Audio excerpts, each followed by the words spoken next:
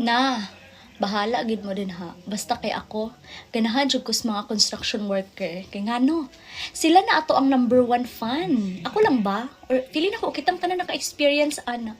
Sila atong number one fan. Sila ang maka-appreciate sa atong kagwapa. Charot. Yes, kay ngano. Busy kay na sila silang trabaho. Magpanday na sila din ha, magmasa pero kunungon gina nila ilahang pagmasa kay ilang i-appreciate atong beauty mga mga 5 seconds. Mga 5 seconds lang. Yes, magdungan gina sila og lingi jay. Like tan-awan jud kanilang mga 5 seconds. So makahuna-huna na lang po kasi mo kaugalingon nga. Ang gwapa jud ay siguro kuno kay nang lingi man sila. Yeah, anong masasabi mo dun sa teachers na gusto niya yung mga construction workers? Yung maganda ba na teacher?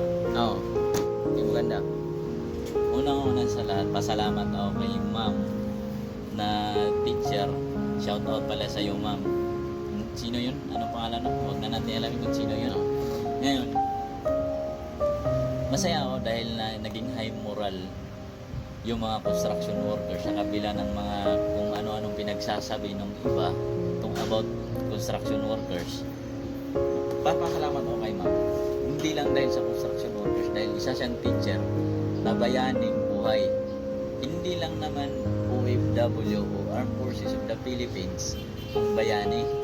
Pati yung mga teacher, bayaning buhay na unrecognized ng government.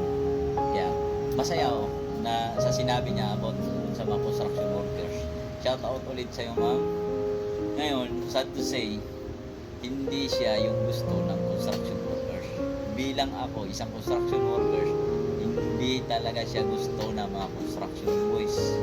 Kasi ang gusto ng construction boys, yung mga law, yung mga doctors, o nasa medicine course, yun yung mga gusto ng construction workers.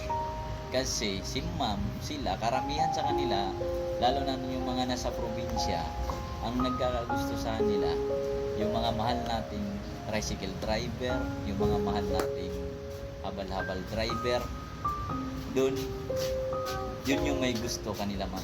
Sa construction workers, hindi ko makita na may gusto sa kanya mga construction workers.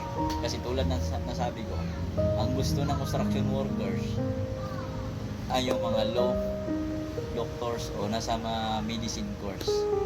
Yun lang po ang opinion ko kay ma'am.